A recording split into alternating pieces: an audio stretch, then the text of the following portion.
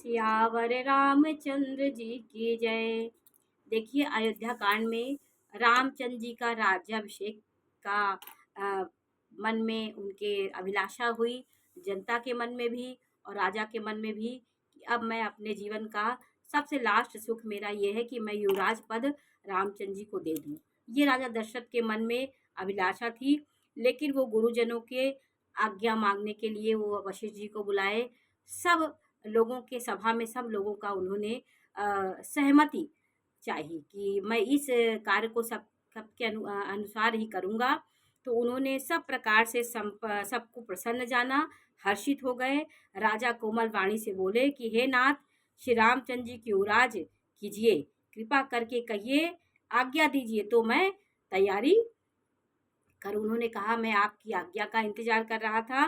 मेरे जीते जी यह आनंद उत्सव हो जाए, सब लोग अपने नेत्रों का लाभ प्राप्त करें। प्रभु के प्रसाद से शिव जी ने सब कुछ निभा दिया। उन्होंने कहा कि मेरी जो इच्छा थी, पुत्र की इच्छा थी, उन्होंने पूरी किया। विवाह हो गया। अब मेरी इच्छा है कि मैं अपने राज्यभार मैं श्री रामचंद्र जी को दे दूं और मैं मेरा जीवन धन्य हो जाए।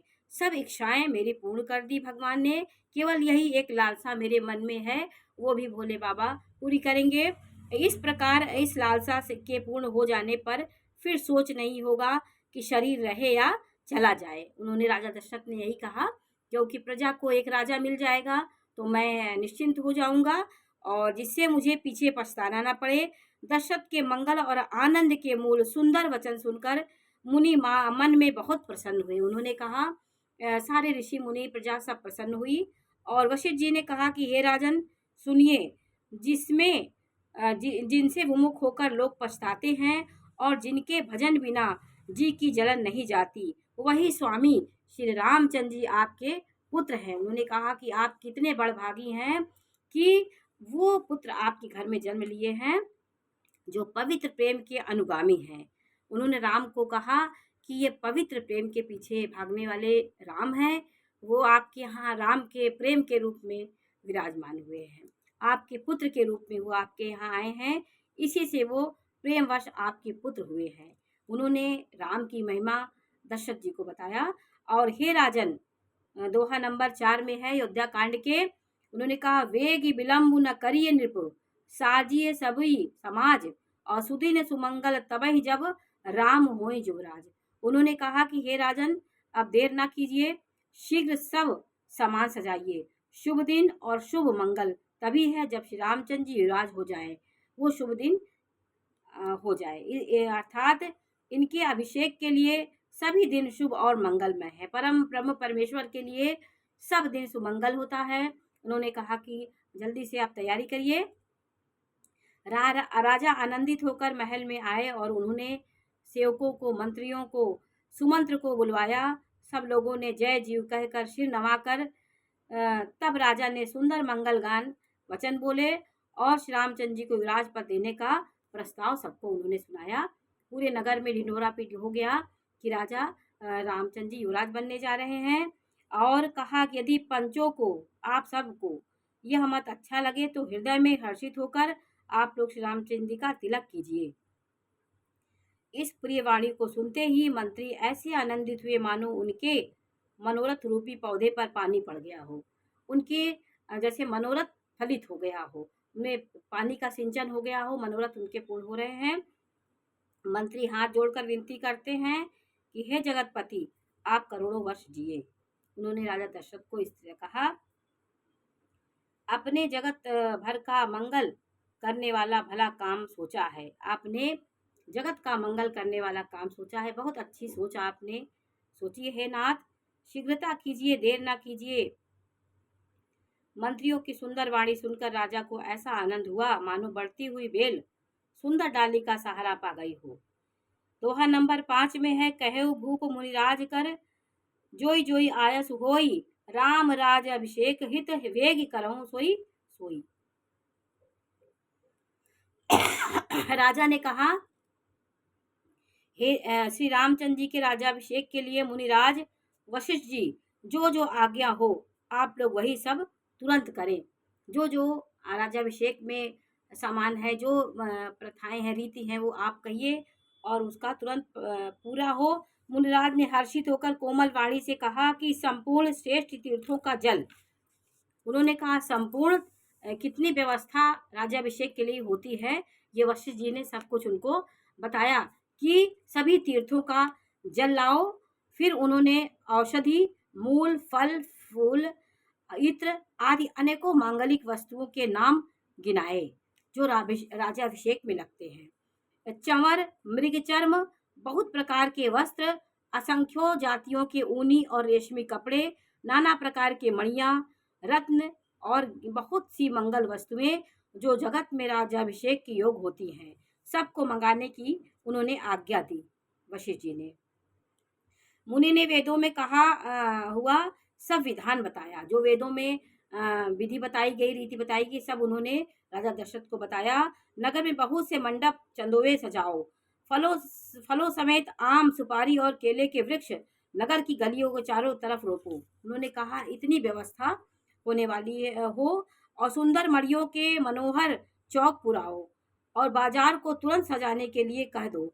श्री गणेश जी, गुरु और कुल देवता की पूजा करो। भूदेव ब्राह्मणों की सब प्रकार से सेवा करो। उन्होंने कहा पहले अपने कुल की पूजा करिए, कुल देवता श्री गणेश और गुरु की वंदना करके ये काम प्रारंभ करिए। और दोहा नंबर 6 में है कि ध्वज पताक तोरण सकल सलस कलश सजहु तुरत रथ नाग, असिर धरि मुनिवर वचन सबु निज निज काजहि लाग।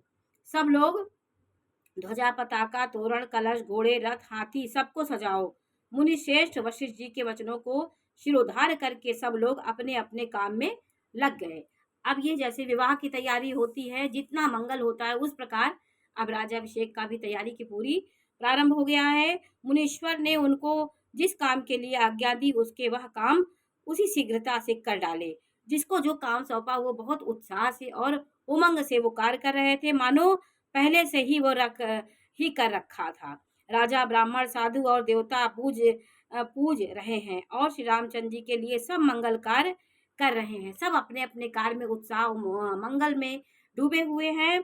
श्री रामचंद्र जी के राज्याभिषेक की सुहावनी खबर सुनते ही अवध भर में बड़ी धूम मचने लगी, बधावे बजने लगे। श्री रामचंद्र जी और सीता जी के शरीर में भी शुभ शगुन सूचित हुए और मंगल अंग फड़कने लगे। इतना उत्सव, इतना वैभव, और रामचंद्र जी, सीता जी के अंग फड़कने लगे, क्योंकि शुभ कार्य होना है, चाहे अयोध्या का हो, चाहे संसार का कार्य हो, भगवान राम के माध्यम से ही होगा, सीता जी के माध्यम से होगा, इसलिए दोनों के अंग फड़कने लगे। ये हमारे शगुन बताए गए हैं, जिसके होने से हमें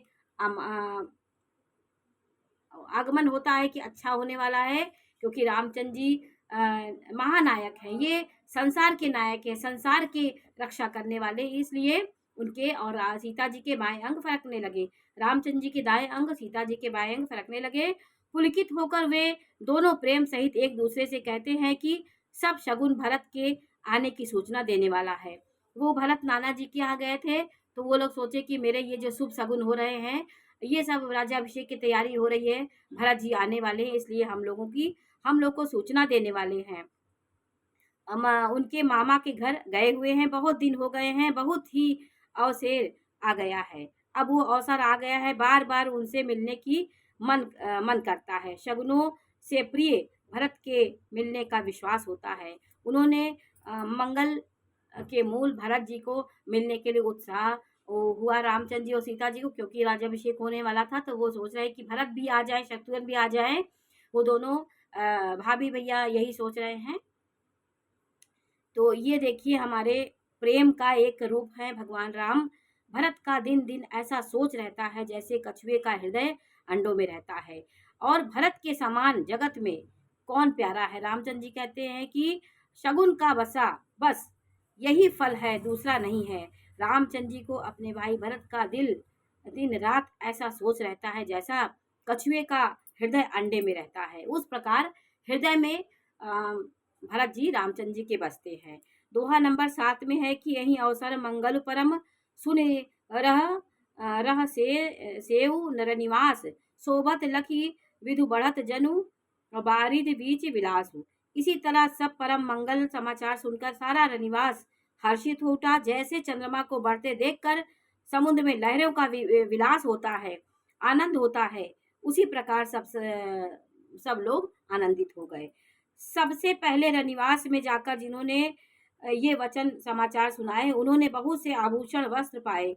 रानियों का शरीर प्रेम से पुलकित हो उठा, मन प्रेम में मग्न हो गया। वे सब मंगल कलश सजाने लगी।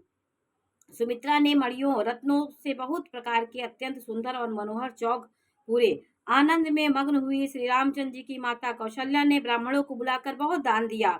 उन्होंने ग्राम देवियों देवताओं और नगरों की पूजा कराई।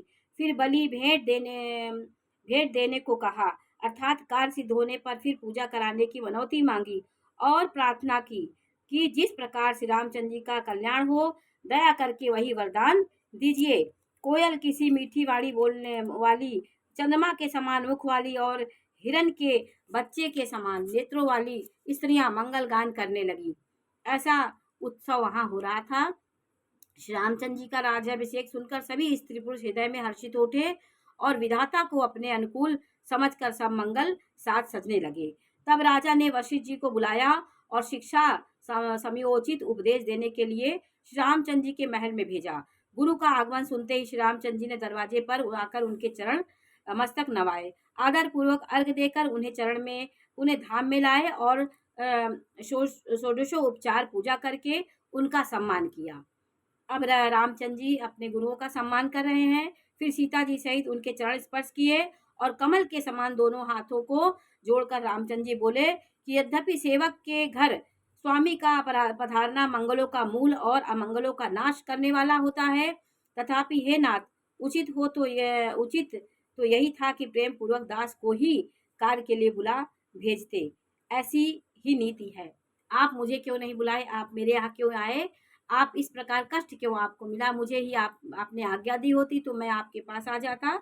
इस प्रकार रामचंद्र जी ने कहा, परंतु प्रभु, आपने प्रभुता छोड़कर स्वयं यहाँ पधार कर जो स्नेह किया है, इससे आज हम पवित्र हो गए। हे गोसाई, अब जो आज्ञा हो मैं वही करूं। स्वामी जी, सेवा में सेवक का लाभ है, आपकी सेवा में ही मेरा लाभ है। इस प्रकार रामचंद्र जी ने वशिष्ठ गुरुओं से कहा। दोहा नंबर 9 में है कि सुने सनेह साने वचन मुनि रघुवर ही प्रशंस, राम कस न तुम कहूँ अस हंस वंश अवतंस। गुरुओं ने कहा कि हे रामचंद्र जी, प्रेम में सने हुए वचनों को सुनकर मुनि वशिष्ठ जी ने रघुनाथ जी की प्रशंसा करते हुए कहा, हे राम, भला आप ऐसा क्यों न कहे, आप सूर्यवंश के भूषण हो।